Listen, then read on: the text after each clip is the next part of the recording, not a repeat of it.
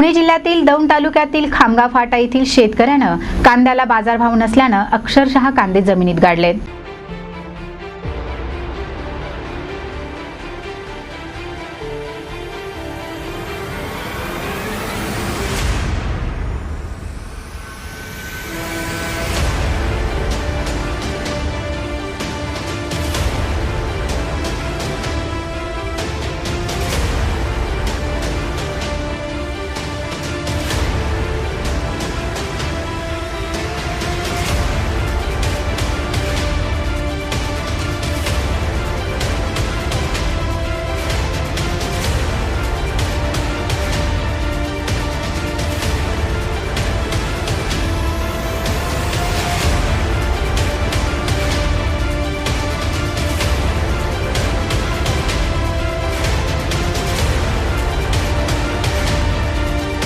पुणे जिल्ह्यातील दौंड तालुक्यातील शेतकऱ्यानं कांद्याला बाजारभाव नसल्यानं अक्षरशः कांदे जमिनीत गाडले। कांद्याला बाजारभाव नसल्यानं शेतकऱ्यांनी नांगर कांदा पिकावर फिरवला। खामगाव फाटा येथील विकास आखाडे या शेतकऱ्यानं 1 एकर कांदा हा काळ्या आईलाच परत केला।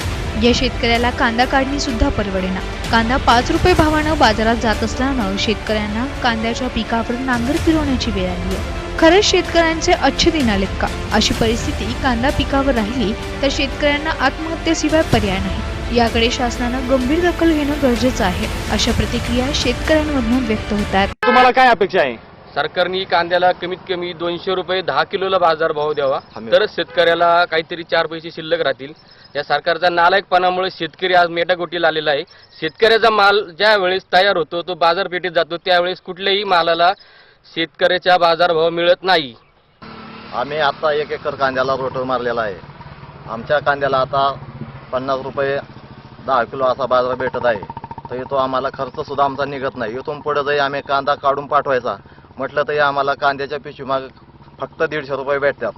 त्याच्यामुळे आम्हाला हा कांदा काढून मार्केटमध्ये पाठवणे हा अजिबात परवडत नाही। त्याच्यामुळे आम्ही 1 एकर कांद्याला आता रोटर मारलेला आहे। ही परिस्थिती कशावर निर्माण झाली तुमच्यावर? ही परिस्थिती आता तसं पाहिलं तर हा सगळा गव्हर्नमेंटचा सगळा त्यांनी गोळ घालून ठेवलेला आहे।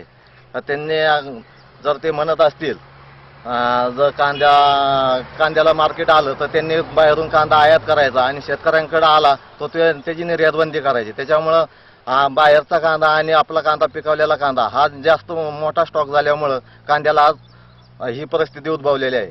त्याच्यामुळे आम्हाला अजिबात हा कांदा परवडत नाही। त्याच्यामुळे आम्ही हा 1 एकर कांद्याला आता रोटर मारलेला आहे।